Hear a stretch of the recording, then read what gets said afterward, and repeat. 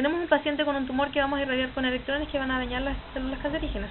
Podemos generar estos electrones mediante estos 4 mecanismos, siendo el scattering de Compton el que nos va a generar la energía necesaria, que es de 2 a 6 megaelectronvolts. Ahora calcularemos el coeficiente de absorción, que es la cantidad de energía que absorben los tejidos. Utilizaremos el coeficiente de atenuación másica y la densidad.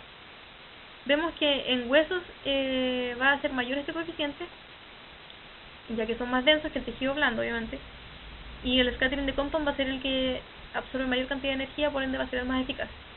Nuestro tumor va a ser irradiado por dos haces, uno que va a pasar por tejido anterior, hueso, tumor y tejido posterior, y un segundo haz que pasa por tejido anterior, tumor y tejido posterior.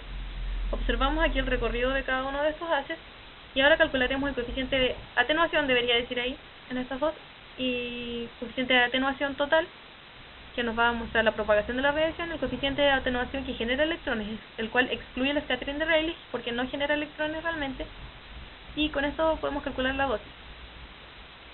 Ahora, calcularemos las intensidades con esta fórmula, las intensidades de la radiación que va directo al tumor, y con la ley de Beer-Lambert las intensidades que pasan por el LINAC hacia esos tejidos.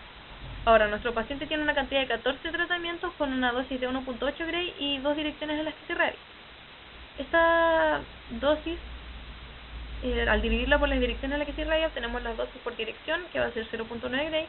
Con esta fórmula calculamos la dosis por tratamiento en cada tejido y al multiplicarla por la cantidad de tratamientos obtenemos la dosis total en cada tejido.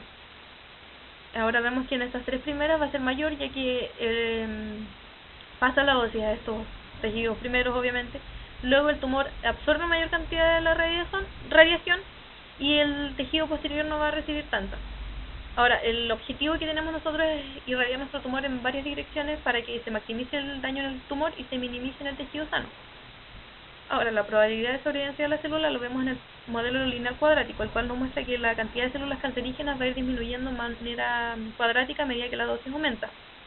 El factor alfa y el factor beta nos muestran una medida de la sobrevivencia de la célula y van a depender del tejido del que hablemos. El cociente entre estos va a ser un valor grande, por ende la mortalidad de la célula va a ser baja. Ahora, el efecto biológico nos muestra una idea de las consecuencias que va a tener el tejido sano al finalizar el tratamiento. Calculamos fracción de sobrevivencia de la célula, para luego calcular la probabilidad de control del tumor, que en mi caso un valor fue tan bajo que el paciente va a morir ya que el tumor no se controló y el cáncer tampoco. La probabilidad de complicación del tejido sano necesitamos para calcular los volúmenes, para calcular la fracción de voxels o volúmenes, la dosis efectiva que va a dar 23 Gray, y con la dosis con 50% de falla calculamos el factor T de la probabilidad de falla en los órganos, el modelo LKB, para luego calcular la probabilidad de complicación del tejido sano, lo cual se ve reflejado en este gráfico que nos muestra que la dosis fue baja, el tumor no se controló y tampoco se generó un mayor daño al tejido sano. Para luego calcular la probabilidad de complicación en el tejido sano, lo que nos vemos en este gráfico, lo mejor lo va a ser mayor, luego pasa al tumor, que va a absorber gran cantidad de esta energía, y luego el tejido posterior, el cual no va a recibir tanta dosis por esta misma razón. Ahora, la probabilidad de sobrevivencia de la célula la vemos en el modelo lineal cuadrático, el cual nos muestra que las células cancerígenas van a descender de manera cuadrática a medida que aumenta la dosis. El factor alfa y el factor beta nos muestran una idea de la sobrevivencia de las células y van a depender del tejido. Al ser la fracción de estas dos un valor bastante grande, la mortalidad celular va a ser baja.